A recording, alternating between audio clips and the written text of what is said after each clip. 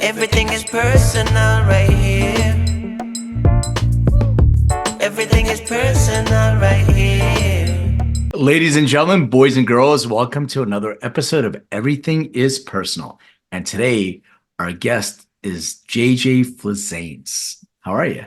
I'm good, Len. How are you? Good. We're just talking about dancing. So before we jump into it, I'm curious about because I'm in my 50s and I still love going dancing, but like I live in LA.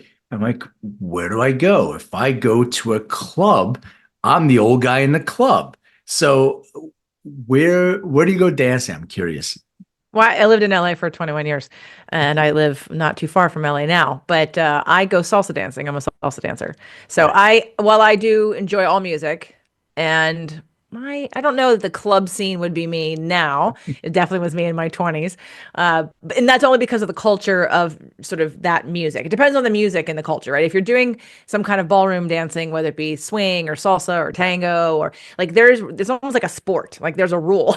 There's a rule that in sort of what I feel like regular clubs are, especially in cities, that a club, there may be people who are really serious about the music and dancing, but then a lot of people who just drink and sit around and sort of wait, and they sort of scour to be hit on or to hit on, and that's sort of the theme of that. But in salsa dancing, that's not a okay thing. It doesn't mean people don't necessarily hook up, but you never know it because the whole sport is you dance with everybody. Like you don't dance with just one person all night. You always rotate. And you may dance with someone for a couple of songs, maybe even a couple in a row, but you always rotate. And even if you come with a boyfriend or girlfriend, you're expected to dance with everybody.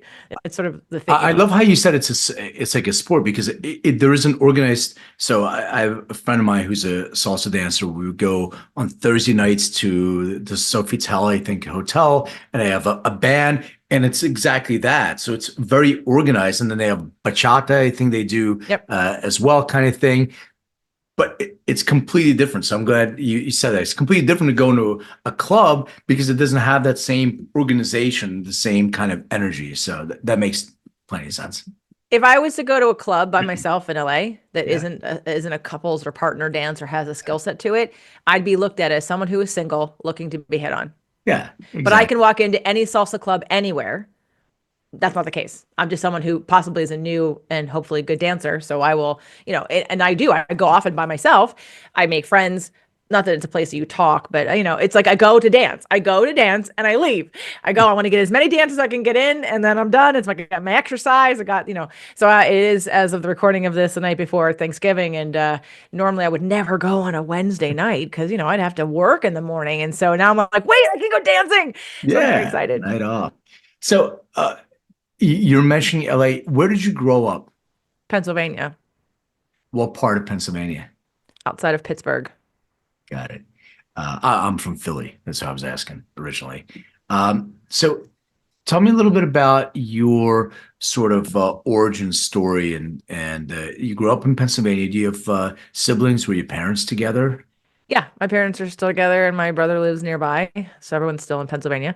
I'm the only one that left when I was 17 and decided to move to New York and go to school and live in New York City and then move to California. And yeah, I've been gone a long, long time. Pennsylvania is where I grew up, but it's not my home. Yeah. Even though my parents' home can feel like home because it's familiar, but I do not consider Pennsylvania my home. California. I've been here longer than I've been anywhere. So I grew up as a firstborn grandchild of 9 and first of 2 with my mother, who's the oldest of 4, Greek Italians. And I was really interested in self-expression always.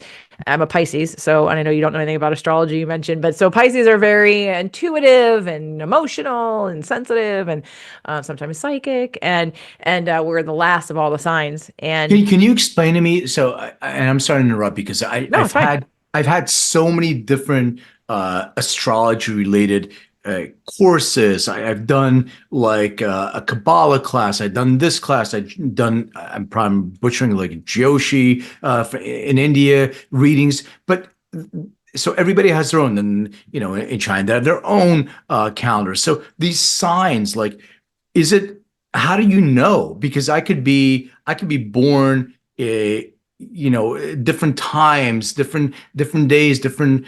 So how do you know those traits are, connected to astrology in a way? Like, how do you know? So astrology is a science, and it's someone I've studied for a very long time. Yeah. Not in the detail of like I actually have 2 astrology courses, and I use astrology in my work all the time. It's one framework that I use. It's not the only thing. It's one framework. And what I noticed over time was behaviors and energies. So astrology is represented by, depending on which system you use, if you use Vedic or Western or Chinese astrology, you have elements, and the elements are fire, air, earth, and water. And so if you just think of the properties of fire, earth, air, and water, and then you have, many different planets. There's like 8 inner planets and like 7 or 8 outer planets. And the inner planets are more about you and your personality, and the outer planets are more like right now we just had Pluto shift into Aquarius, and outer signs take many, many hundreds of years sometimes. Like it won't move again for 225 years. They're like eras, and the energy. So I'm actually having 2 different astrologers come on my podcast in a couple of weeks to talk about the effect of Pluto on us, because I think in our lifetime it's a big deal, and I want to be able to explain from different points of view, why it's a big deal and what to do about it. But when it came to astrology for me, my mom's a Pisces, my dad's a Cancer, so the 3 of us are water signs. My brother is an Aries, and so he was a fire sign. So just out of the gate, looking at like dynamics, family dynamics, and how my dad, my mom, and I would have sort of this innate knowing, like we'd be able to communicate with a little bit more ease. Like if they, like I would know what they meant by something. I wouldn't just take it at face value. My brother would always react very differently. Hmm. And just looking at that elementally, we had 3 water signs and a fire sign, and how he interpreted things. I mean, haven't you ever been around in family dynamics? Like my neighbors, that the same thing with them. Their daughter and them kind of all understand each other at a deeper level that words aren't needed, but their oldest son interpreted his whole life very differently, and they're all like, what are you talking about? Because he sees the world so differently. Well, there, when you say I have X amount of children or X amount of brothers and sisters, and I don't know how that person ended up so different than me. Well, that's part of it, is that the glasses that they use, if you will, the filters are through these energetic configurations that are our astrology blueprint. So if like I'm a Pisces, but I have a lot of fire. I am a Sag moon, I'm a Sag rising, I'm a Sag soul, Oh, I'm a Venus that's what I Aries. wanted you to go into too, those Yeah. rising and moons. And to answer your question, like, so I'm a Taurus. I have no idea really what it means, except that people say, I read in some horoscopes or whatever that you're reliable, maybe you have a temper, maybe you like nice things. I don't know, but I'm reading this stuff. I'm like, but who doesn't? And this can apply to just about anybody. But it's interesting that you brought something up in terms of the dynamic. I always felt like I didn't really fit in with my family, but I never thought about it. Maybe it's astrology, because I don't know, what is that? That's not a fire sign. My dad is a Leo and my mom is a Sagittarius, I think. We don't get each other. I mean, we're better now, but we never really got each other growing up. But my daughter, who's a Capricorn, like we get each other, but Okay, I didn't know. because I didn't that's an know. earth sign, because Capricorn is an earth sign. So Capricorn and Taurus would again elementally feel more alike because you're both Interesting. earth signs. Your mom and dad are both fire signs. Yeah. So generally speaking, earth is about stability, structure, reliability. You Uh, like planning. I used to joke because I had an ex-boyfriend whose moon was in Taurus, 1 or 2. There's one. And he's a Pisces, just like me, but I have a Sag moon and he has a Taurus moon. And I would get so mad at him and so frustrated because it felt like, and how I describe Tauruses are like, you like your box. You feel safe in your box. Like, and that's again how we look at the world differently. If we look at just the word safety, what makes you feel safe? And so for someone who's an earth sign, what might make you feel safe is knowing that your bank account is full, having all the things in your space be in the right place, knowing where your boundaries are, where it starts, where it finishes, having certain again it's physical reality, tangible things that make you feel safe. Now on the flip side, someone like me, so I consider that the box. uh, for me as a Sag, don't even come at me with a box. I am running. That is not a safe place. A box is not safe for me at all. A box is confining. It's restrictive. It's not free. And freedom is my thing as a Sag, many Sag. So this is how that dynamic plays out. And I noticed it very early on with my brother and my parents. And so, but then we can get deeper because not all, Leos are the same, not all. And it's not that anyone's the same. It's just we're looking at what are your elements. So for me, so Pisces in all water signs, there's water. So that's Pisces, Cancer, and Scorpio, not in that order. We've got earth signs, Taurus, Capricorn, and Virgo. We've got air signs, Libra, Gemini, and Aquarius. And who am I missing? Earth, air, water, fire. So Sag, Leo, and Aries. Now, fire is it's like action oriented. It's movement. Like I'm a doer. I'm a very good doer. So much so sometimes I shouldn't be doing anything because I'm too much of a good, like it's too much, right? And so it's out of balance sometimes.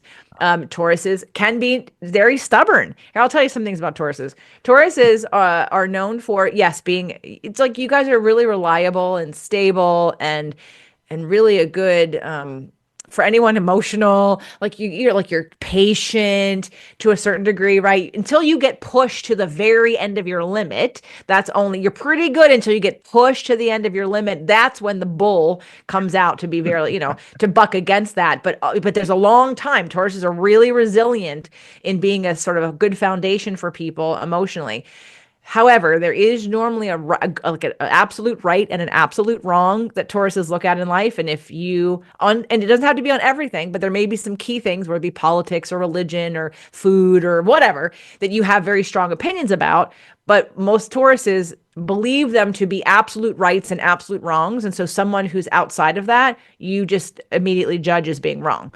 No, you're just an asshole. Or you're just like, nope, if you do that, like there's no putting yourself in their shoes to see how they might look at it differently. It's just a judgment and a little bit of a lack of patience. They're just wrong. Like, nope, you're just wrong. Like, that's just ridiculous. You can't, that doesn't make any sense to me. And you're a bad person. Like, so Tauruses can get stuck on those absolute rights and absolute wrongs. They're really good financial planners, to set themselves up, usually, again, things that are stable and tangible.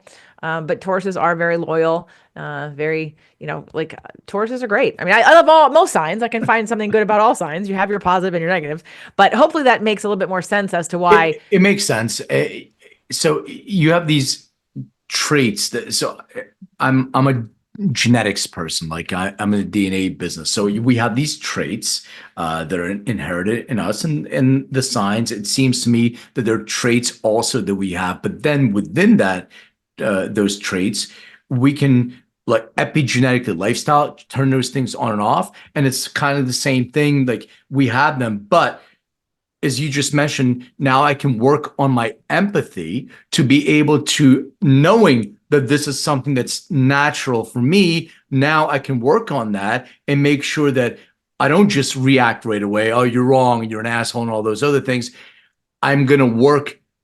And it's much more difficult maybe for me to work on that than somebody else who's naturally more empathetic from, an astrological standpoint. But for me, I have to work on that empathy. So knowing that maybe that's a gap somewhere, now I can go and work towards, addressing that gap. Kind of. Yeah. Risk takers. Like I had a client who I started a program this year called Date Your Body. Mm-hmm. And she was actually signing up for my Rewire program that wasn't going to be happening until next year. But she put her application early, good Taurus that she is. And we jumped on a call. Like she was very, very good planner. So she jumped on the call. And that night I was starting this other course. And I said, well, I go, if you don't want to wait till next year, I said, I'm actually have this course and we're starting tonight. I said, oh, but you're a Taurus. You probably won't do it. And so she got off that call and she was like, I'm doing it. Most likely to prove you wrong. I forget what her moon is. But I said, oh, don't worry, I'll forgive you because Tauruses are hard to change. I've got several people who and that's the thing. And so one more thing about Tauruses or just like thing you just mentioned about once I know it's something I can work on.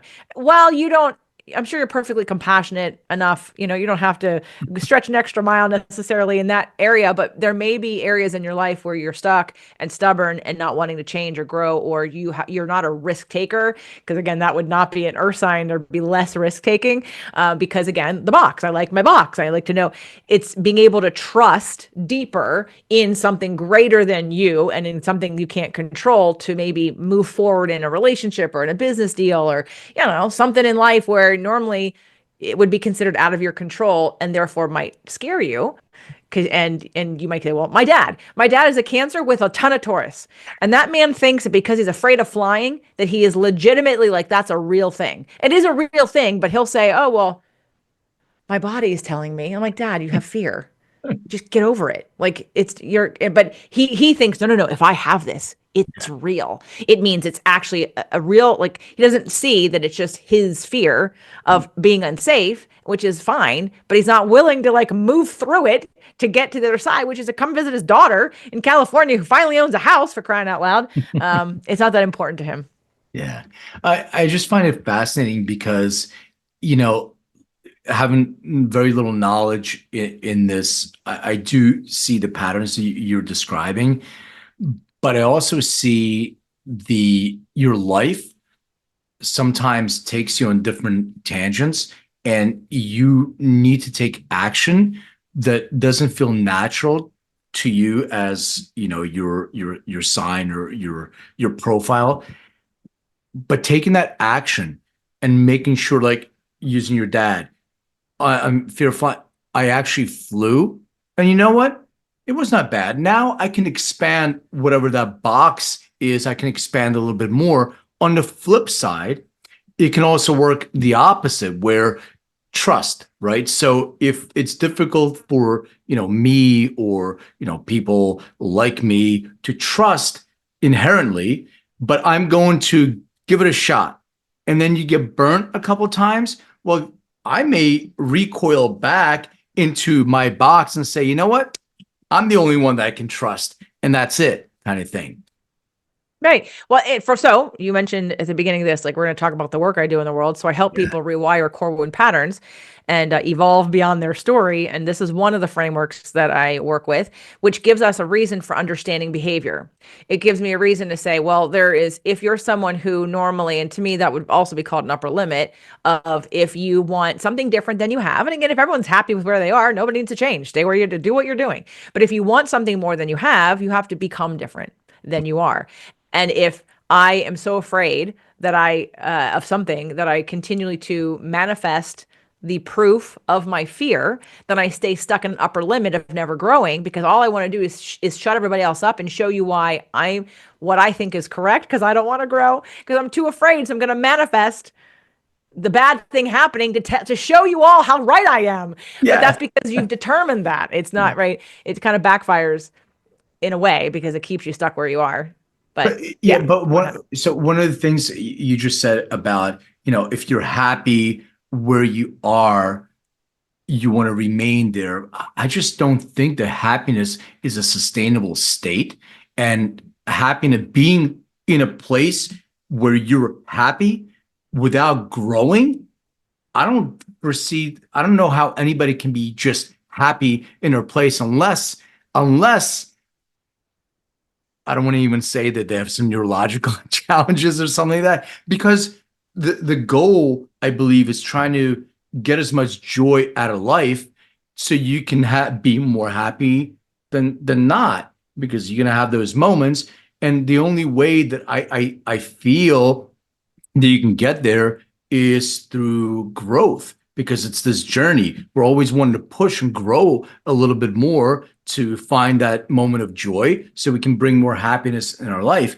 Do you feel like, you know, the people that you work with, are they so rigid and so stuck in their ways that they tell themselves that they're happy where they are, maybe because of fear of making those changes to better their life's journey? My programs are deep and intense and high level. Nobody works with me who doesn't know they're committed to growth. maybe people listen to the show potentially. I mean, you're not signing up for a JJ program if you're not really committed to growing. So like in every way. So I can't speak to that. I can say that some people, like, let's take levels of consciousness. So this is like another like soul level. It's another framework that I would use. I'm an old soul without a doubt. If there's 10 levels, I'm like on probably 9. And that's not me. That's multiple people over the years have reflected that back to me and said that. And then there was also a book that Ainsley MacLeod wrote called what is the name of his book? The Instruction. And that has the levels of souls in it in terms of, so old soul versus a new soul. My parents, they're new souls. If you ask my dad if he's happy, my dad is happy. My dad has no interest in growing. He's happy. Do I believe he's happy? I do believe he's happy because my father's a very simple man. He is very present. Again, he's a Cancer, but he's got 7 Tauruses, so he might as well be a Taurus. He loves his routine. He had a 2-hour bathroom routine and getting up and breakfast routine before going to work when he was working. And you could clock it. You could literally, I mean, it was repeatable. He's an engineer. Okay, so to him, he's happy because he has his routine of like, here's the same thing I do every single day, 5 days a week for however many years. And to him, that feels good. That's safe. If you'd say, are you unhappy? My father would not say no. He might say, he might be a little bit nervous about certain things in the world that are happening, but ultimately, no, he's a happy person, but he's also a young soul and he's not looking for growth. My mother she teeters behind, always worried and kind of happy, and she can make the best of it. But she's also a new soul. It's not looking for growth. So I think it depends on who we're talking to. I think that, again, I use that disclaimer because I have someone recently that I was working with. Oh, I know. She was here for a VIP day. With the people that I work with, I do certain medicine journeys. And it's in order to help people break through the repression of emotion and memories and disconnection that they have with their emotions and their body. And I only usually work with people that I work with. So they have to be someone in a program because I'll know their wounds, I'll know their history, I'll know their traumas so that I can, figure out what the right plan is for them, how it works out, whatever. And sometimes for some people, it's just an exploration of we're just going to do this and we're going to see what happens. Because you don't know, especially with certain plants. They take you on the journey. You can't go in deciding you're going to know where you're going. You have to sort of surrender because you're going to be taken where you need to go. And somebody had sort of an interesting, non-eventful journey. And I said, look, we did this for a couple different reasons, but there's no judgment on what happened. If you are happy with what's going on in your life, if there's nothing you're looking to change, then there's no need to judge it as not being effective or whatever. Like, it's fine. If you're okay, then I'm not going to say you need to do more. We need to do it again and figure out how to get in there a little bit deeper. That's not for me to decide. People are in charge of how ready or not ready they are to explore the unknown or to live in a different way than they're used to, because I'm sure you know this. I'm sure you do this because I can hear it in how you're explaining this. Really working on yourself, really growing, it's throwing yourself into and out of your comfort zone. It's being uncomfortable more often to expand that comfort zone. And and most of us, we don't do that. We repress. We run from our feelings. We do not deal with things. So most people are not going to pony up and be like, yeah, I'm weird like that. Okay, I want to be uncomfortable so I can grow. Nobody's doing that. They're drugging, they're eating, they're over Netflixing, they're doing the things because they just don't want to deal. They don't want to be uncomfortable. So, I talked to a very rare human who happens to be, weird enough like me to understand that there's no limit to your happiness and success, and you're the only one in your way. So let's figure out how to get out of your own way. Yeah, I mean, I love being comfortable in an uncomfortable situation. I mean, this is something that I've tried to practice since I was a kid. I knew things were unnatural to me. I'll give you an example. So I was so scared of Nightmare on Elm Street when it first came out. I remember watching this girl, Lisa's house, and she was a neighbor, lived down the street. I was a kid walking back home, and I was so scared I had a nightmare. So I ended up buying a Freddy Krueger poster and putting it on the back of my bedroom door so I can look at it every single night and I can overcome my own fears. So I dive right in. Scared of heights. I was in Brazil in Rio, so I went hang gliding off a 3,000-foot cliff because I needed to feel uncomfortable and to show myself that I can overcome that.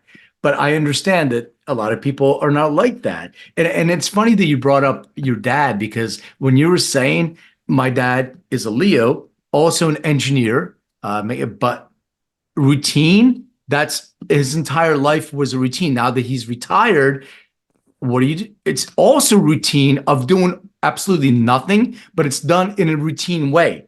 The walk in the morning, every day, the lunch at the same time, everything is routine, but he's doing nothing really. So I always wondered if it's nature or nurture kind of thing, because like you said, there is a certain, inherent box or whatever that you're in, a personality profile.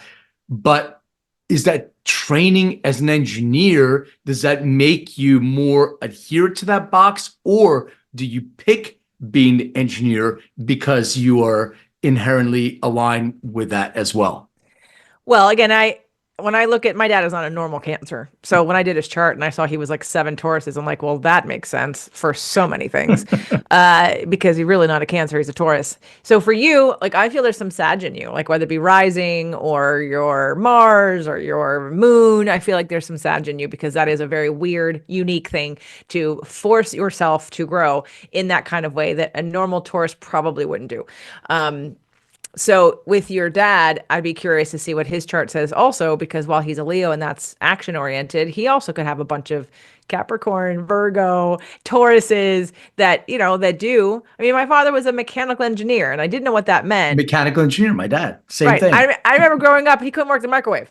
No, I don't use microwave anymore, but I'm like, he couldn't work the VCR. He couldn't work the microwave. I was like, what did you learn in college? This is a machine, mechanical engineer. You can't work any machine in this house. So I learned later what it meant, and I dated a civil engineer, but Jesse was very different. He was much more creative than my dad, mechanical engineer. Right. So I think it is that box, but my dad, because he has so many Tauruses, that fits right in. It fits right into his whole energetic profile astrologically. So I think, I think that this is, for me, it's fun to play with the different ways that I look through interpreting people's behaviors. And again, astrology is one of them, but it's not the only one. There's many. But I think it needs to be, I had a group of, I have a 6-month program. So it's called the Rewiring Your Core Wound Patterns and Evolving Beyond Your Story. But before I developed that exact method, it was a 6-month deep dive. And in that deep dive, I had a bunch of people who, they were like air signs. And so there was one Taurus. She had many Tauruses in her chart. And we got to like the end of the 5th month of the program, and the 6th month is kind of open-ended. I'm like, okay, do you guys want to go back and review something? Do you want to sort of, double down on something that we've already worked on? Or do you want to do a different course that gets included in this? Like I've got a strengthening intuition course. I've got an astrology course. And so they were like, oh, let's do astrology. And I will tell you, Len, that 2 out of the people in that group had more ahas and life-changing healing happening in the astrology course than the entire 5 months before this, because I asked them to also do their parents, their siblings, their spouses, their children, whoever is important in their life.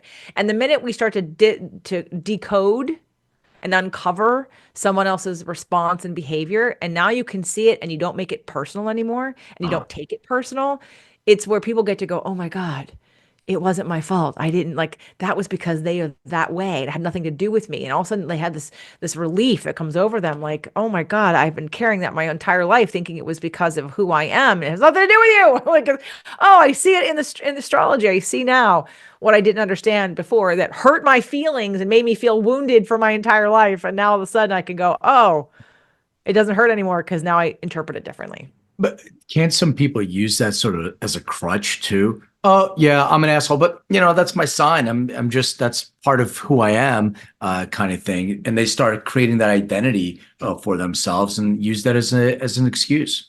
They can, but those people aren't going to be taking any other frameworks and making it any better either. So they're just justifying their behavior, but they would do that with whatever you put in front of them, whether it be, love language, firstborn, doesn't matter. Like you could put any framework down, they're going to use the same thing. I wanted to ask you about the whole notion of emotional blocks.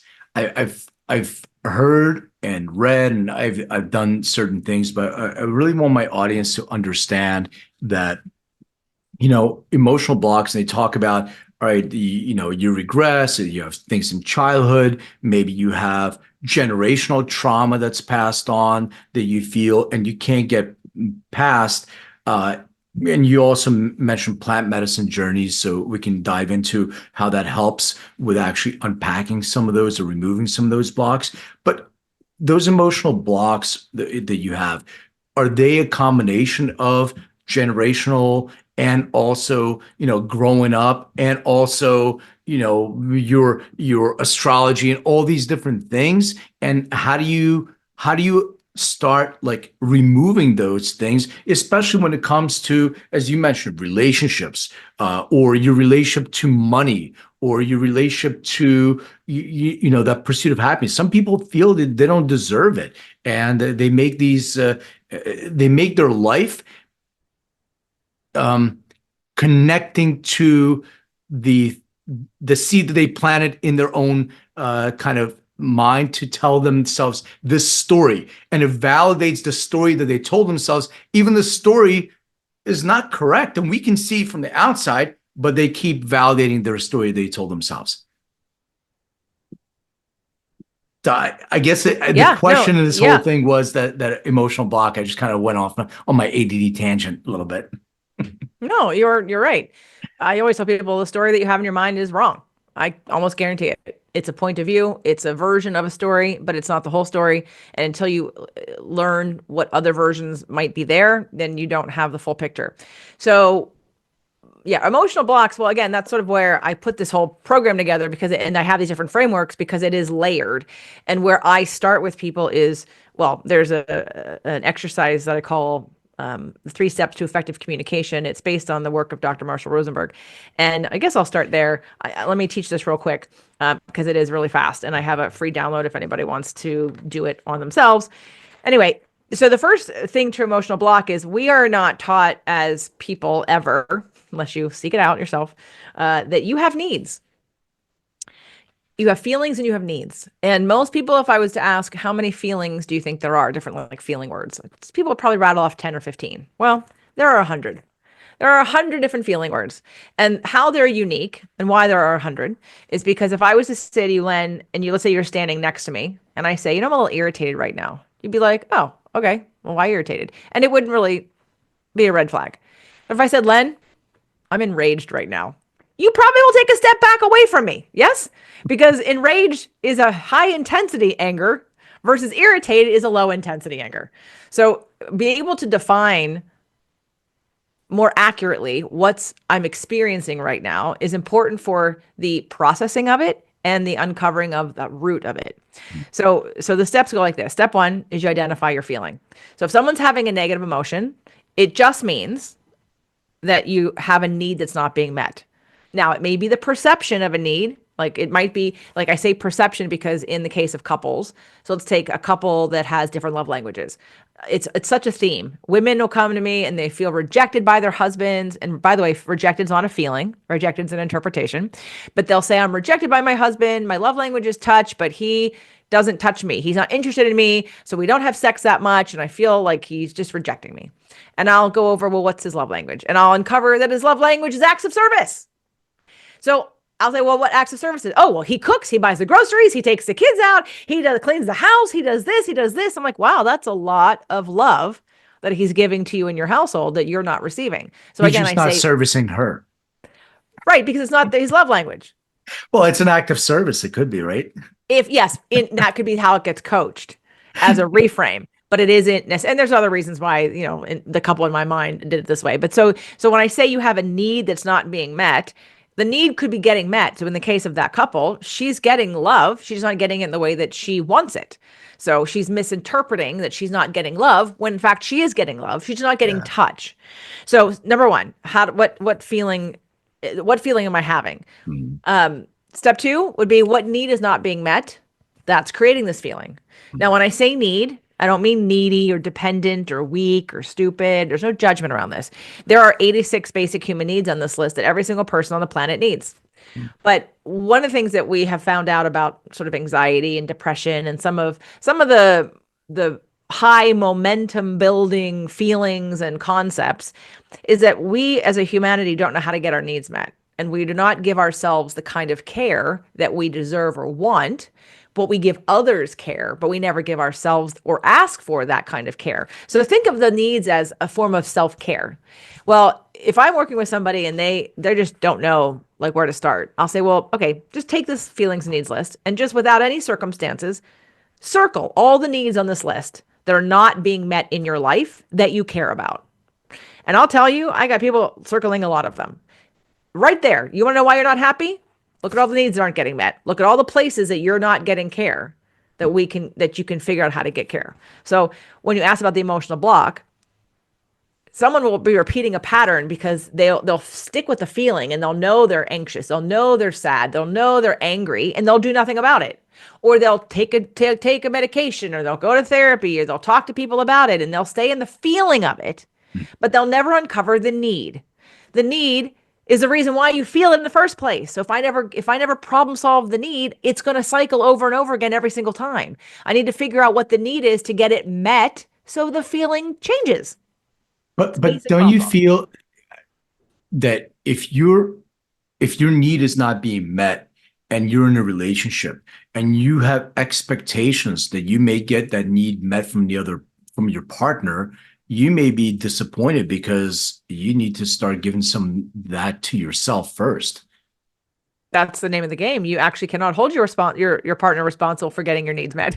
It is not your partner's job to get your needs met. It is your job to get your needs met. Now, if there's a need that you'd like to have met by your partner, you get to ask. But your partner does not have to say yes. And in that case, you have to figure out how to get that need met somewhere else. And I'm not saying that means cheat, or if you're talking about intimacy, because if we go into, and that's where, again, relationships have breakdowns of these expectations, and why women manipulate men a lot, and why sometimes men can do it in reverse, is because we have these assumptions about the role that you play in my life and the job that you have to affect me. Like when someone says, oh, happy wife, happy life. Yeah, bullshit. Yeah, it's your wife's job to get herself happy, not your job to bend over backwards and twist yourself into a pretzel, giving her everything that you want, stripping yourself away of any integrity you have of being a human being separate from your wife. That is not your job. But it's also not, but it's the same thing in reverse. It's not a woman's job to make a man happy either. You got to figure out what that means for you. And if we can be partners together to figure that out together with some kind of, again, framework of understanding, now we can come to the table and say, I have a need for this. Are you willing to? Would you be willing to help me get that need met? And there are definitely things that are more appropriate for a couple, like intimacy. But even in the case it's not, let's say someone says, I'm not ready to be intimate with you, or have trauma, I have sadness. You get to say, okay, what does intimacy for me mean? Does it mean touch? Does it mean talk? Does it mean emotional? So you have to break down to be more specific about what your needs are, but only you know that. And you can't make other people responsible for guessing what your needs are. If you can't identify them, do you think they can? Well, I think you just, please, people, listen to what JJ just said. It's so important, because we're always looking for somebody else. And you just said something else. I'm not sure if you even realize you said this, but it's lack of self-awareness. And when people are not aware of themselves, once again, we can see it. Like as I had my coaching practice. I still do genetic one-on-one coaching and all these other things. And I'm trying to, like, you can see it, your friends can see it, but you don't see it. And when you're not self-aware, that desire to make changes is not that important to you, because you're not aware, even though everybody else is. How do you get somebody to sort of move a little bit towards, helping them reach their own goals when they're not self-aware that there is an issue or a challenge? Or is there even a way to make them aware of that? Should I just put some psilocybin in their brownie or something? Yeah, no, trust me, I wish I could drug somebody right now.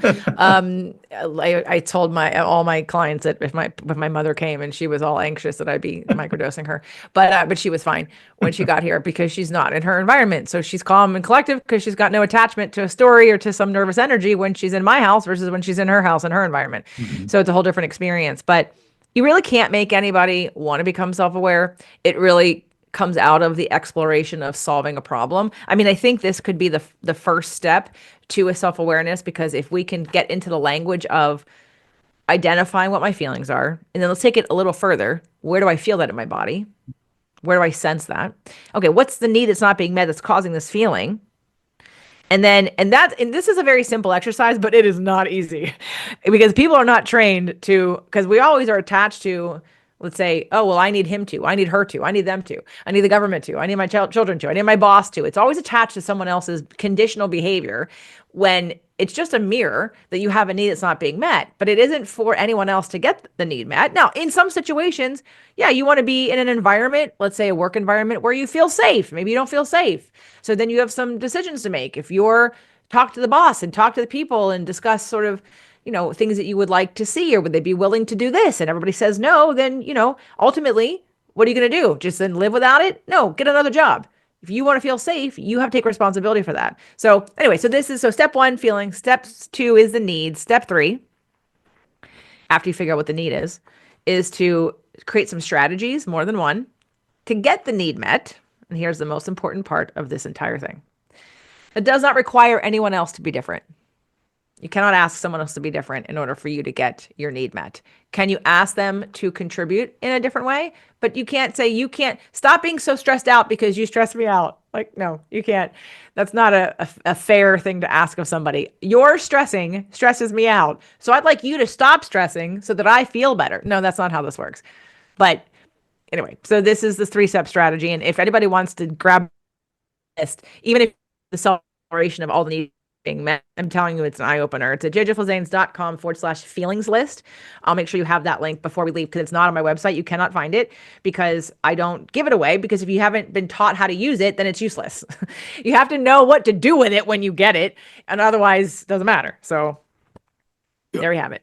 Yeah, no, I think that's great to be able to do that. And even like Tony Robbins talks about 6 basic needs. And I think a lot of it also, misalignment of values. Like some people have something that drives them. The other person has something else that drives them. But in a friendship, if you can see something in somebody and you're trying to have a conversation, they're close to that conversation, do you mirror their behavior back to them so they can kind of feel themselves? Or sometimes people are so closed off and not wanting change that it can backfire on you. Like, how do you get a friend that you can see that are, making some decisions in their lives that may be detrimental to themselves, to their family and everything else, and you're trying to do it out of love, care, compassion, all those things, but it's not being seen and accepted in that way? Is there anything you can do about that? Yeah, I actually have an episode I did called How to Help Someone Who Doesn't Want Help. And I've had clients actually do the things and tell me that it works. So there's a certain amount of things that we can do to help somebody else. There is a limit to that, though, right? Because ultimately they have to help themselves and they have to be ready to receive it. But there are things that you can do to help them energetically, vibrationally, sort of be ready. In the case of the friend, can you give me an example of something that you see that they don't see that you're concerned about? Just full of rage and anger when things don't go their way, hurting themselves. Look, I can see if somebody, and I have a little bit of knowledge in this, if somebody is not in a good place, I can see patterns that are trying to get that hit for themselves. So I'm going to eat like shit. I'm going to eat a lot of sugar. I'm gonna feel that for a minute, but then it goes away, kind of thing. So you're trying to be compassionate. Maybe they went through some things in their lives. You're trying to be compassionate, but at some point, it's starting to take away from you because they're also trying to, how do I say this? Instill their negativity onto you, and when your positivity makes them feel uncomfortable and more anger resurfaces in that. So this cycle needs to be broken. And I don't want to walk away because I feel like I need to be there to support. But also, if it's starting to affect me, then I need to take a step to the side at the very least and let them try to figure it out for themselves. And every single time that, I've tried to have a conversation, I don't need coaching, Dr. Phil, that kind of response, completely closed off to the notion of, hey, maybe there's a way to be better, in yourself. And as you said before, can't help somebody that doesn't want help, but maybe you can lead them to a little bit of where they can take advantage and start working on themselves. Is that a possibility? Yeah, so this exercise, I teach it. It comes from Nonviolent Communication, Dr. Marshall Rosenberg. They don't teach it the way I teach it. I took a bunch of classes. I considered becoming a trainer with them years ago. And then my intuition said no, because there's a way that you want to do this that you think is really invaluable for people that they're not doing. And so what I just taught you was the way that I do it, because they do it in reverse. They want you to do it for other people versus do it for yourself. But I feel like if I can't see it within myself, how good am I going to be at seeing it in somebody else? So the reverse of this, which is actually equally, if not more important, is to feel into your friend and to be able to say, would you be open to me sharing? I have some questions. Would you be open to me sort of understanding a little bit more about what's going on for you? And likely he's probably going to say, sure. Okay. But it's how you position it, right? To be able to ask, would it be okay? Ask permission. Would it be okay if we have a conversation? I would like to understand you a little bit more and see if what I'm assessing or feeling is accurate. Would you be open to that? And then he says yes or no. And of course he says no, then you stop. But in this case, it sounds like you could say you would identify his feeling first. So Brad, based on, how'd you know it was Brad? We've been friends for a long time. I love you so much. We've been through so many things. And so recently it's just like with this thing and that thing, it kind of seems like you're really angry. And I'm getting the sense that this anger has been going on for a while. Would that be accurate? Do you think that you're angry about whatever? And he'd be like, yeah, I'm angry. Okay. So it feels like you're angry because you have a need for, okay. Then you use a sheet to identify what you think his need is. And to help him or to ask him, you could bring the sheet with you. You could say, I'm trying to help. I'd love to. And you could say, look, let me be real. I have a need. My need is for contribution and connection. And you're my friend. And so when I'm with you, I want to connect with you and I want to be able to contribute to your life to help you make it better or whatever. And if I'm not really contributing and not really connected, then I don't know why we're hanging out.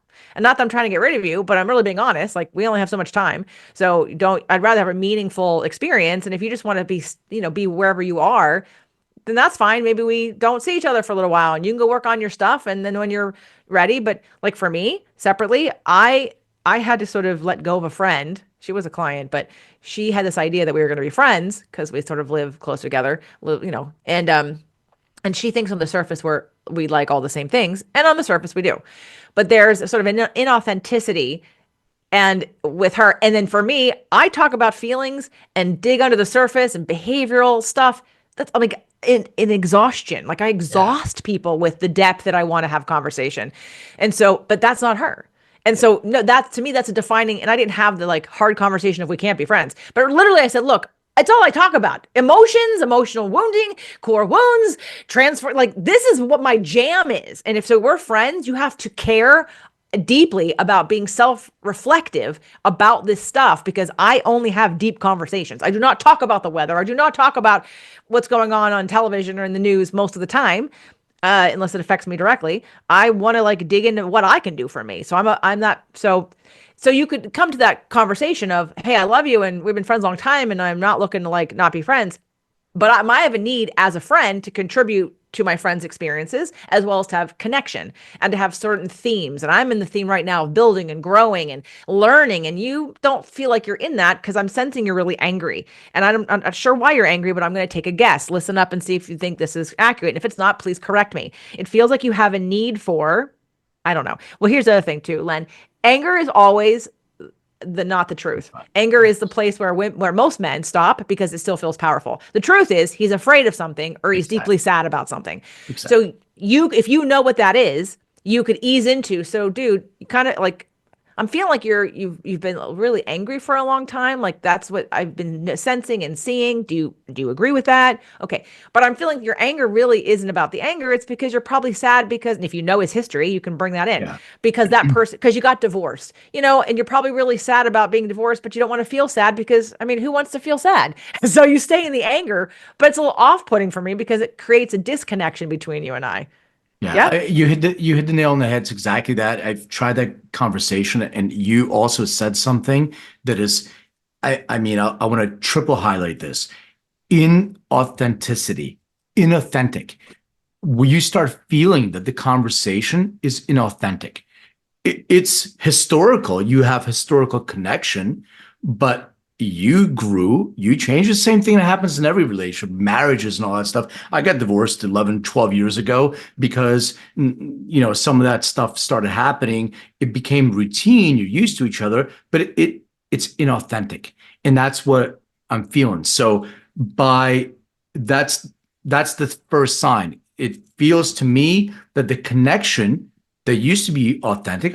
Maybe it wasn't, but I was vibrating a different frequency at that point. Maybe now it's inauthentic. And you're absolutely right. It's that my need for contribution and connection is being blocked, and I'm being smacked down from trying to do that because somehow, some way, it activates in this other person the fear, the sadness, and it comes off not in a happy way. Like, I love my friends. Like, when they're winning, I feel I'm winning. Like, I love that. In certain people, when you're winning, you're doing well, and they don't know you're winning in it. You, as other, I think it was Tony Robbins says, like, there are seasons, right? After winter. So sometimes I'm in the winter in my relationship, but I'm in the summer of my business, and vice versa. So you're not always winning everywhere, but their perception is you're winning. Now you have this sadness that highlights in them that they don't have that, and now they reflect back to you in anger. And you're absolutely right. I mean, and that's that whole inauthentic conversation is really uncomfortable. And life is short, and who needs those kind of relationships in your life? But there is still part of me as this sort of helper, healer, a contributor. I want to fix, and it's frustrating for me that I can't. You can't fix anybody that doesn't want to be fixed. But maybe what you just mentioned is a really, really good approach to, start those conversations, and then send them over to your coursework and have them, dive deeper into personal development. Yeah, it's always people want to be seen and heard and understood. And there is you might be moving, which is why I think there's Sag in your chart somewhere. You have because I've outgrown sets of friends, and I mean I'm fast. I'm a fast metamorphosizer, if you will. And so I learn something, I go with it. Like I change. I just and that doesn't work for everybody. Anyone who wants to try to keep up with you, thank God my partner is like, yeah, I'm never going to keep up with you, but I don't need to. And I'm not threatened by your growth. I love it. Go for it. Get as big, as successful, as happy, as whatever you need to be. I'm along for the ride, and I will benefit from it. But and not that he's stuck. He gets some help from me when he needs it or whatever. But I think that this is, the benefit of nonviolent communication is that, like, it stopped wars, it stopped rapes, it has stopped, like, when you really take on instead of being defensive, you take on the curiosity of what's going on for the other person. You make that connection. You make a heartfelt connection because you're actually wanting to listen to what's going on and what's real for them.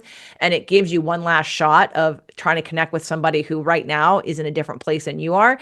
And if they're in a different place and they don't want to budge, and you don't want, and there's no way to connect, then it's time to just walk away for a little while. And maybe it doesn't have to be forever, but it maybe needs to be right now because they're going through whatever cycle they're going through. And if you have a need for contribution and connection, and you start trying to get it from the same person who isn't giving it to you, then that's shame on you. Go find connection with somebody else. Exactly. And I did the same thing. There's a lot of people in my life that I had to let go, and there's maybe a couple that are hanging on that I feel bad letting go, but that's a really good approach. So a few questions that I ask all my guests that I wanted to ask you. Their music, related questions. No, not a lot to do with what we've been talking about now, but I wanted to see if you remember the very first concert that you attended. And if so, what was that? Oh, I don't know. I think it's either Debbie Gibson or Richard Marx, I think, but that could not be true either. Um, Debbie Gibson or Richard Marx comes to mind. All right. Well, do you remember the last concert you attended? The last concert I attended, I think, was Adam Lambert. Okay. Queen, like, was it with Queen? No, it was him by himself in LA, Got it. small venue. Oh my God, so small, so good. I was so like, I can't believe we're here with Adam Lambert in this small arena. Oh, I'm sorry. No, the last concert I went to was Mark Anthony. It was like a month ago. There you go. Sorry, Mark Anthony Close at the Kia Forum. Lots of people. Yep. For the next year, you can only listen to 5 albums. And by the way, you don't have to remember the name of the actual album. It can be like a Mark Anthony album or something like that. What would Yes. be those 5 albums? Some kind of reggaeton compilation. Definitely Mark Anthony. Maybe Pitbull. Jason Mraz. I'm trying to go outside. I'm trying to get a little Billy Joel. There we go. Okay. So, final bonus question. Please describe what your room looked like growing up. My room was a twin bed facing a window, and it was the coldest room in the house because I was on the end of the house where there was I got the cold basically. And then another window by my desk. I had some hardwood furniture with mirrors and drawers and a closet full of my mother's clothes as well as my own. And carpet. Yeah, I didn't love carpet. I had to leave before they took the carpet up and used the actual hardwood. Well, I had to leave the house before they got cable. Anyway, but it was Anything on the simple room. walls? Any art or posters or anything? I like would that? always have posters. I was a big, again, Richard Marx, Kirk Cameron, Bruce Willis. Yeah, that was the stuff on my walls. Got it. JJ, where can people engage with you, find out more, dive deeper into your content, whatever you want to share? JJFlizanes.com, JJFlizanes.com. Everything is there except the exercise and the download that I just gave you guys today, which is JJFlizanes.com/feelings list, feelings with an S, feelings list. That's how you get that free download. Otherwise, everything's at JJFlizanes.com. Great. And for my listeners, thank you so much for staying with us. Thank you for all the wonderful reviews. Really appreciate it. Thank you for buying the book, Making Cannabis Personal. And I just want to say, JJ, thank you so much. This was so enlightening. I feel like I got a therapy session, so I appreciate the time. I don't care if anybody else listened or not. I got something out of it. So thank you so much for being a guest. Appreciate it. Thank you so much for having me, Len. Take care. Hey everyone, thank you for watching and listening. And don't forget to hit the subscribe button, share this episode, and hit that bell. Like, comment. I so appreciate that. And check me out on social under Len May or Len May DNA. Find out more on LinkedIn or lenmaycoaching.com. And remember, everything is personal.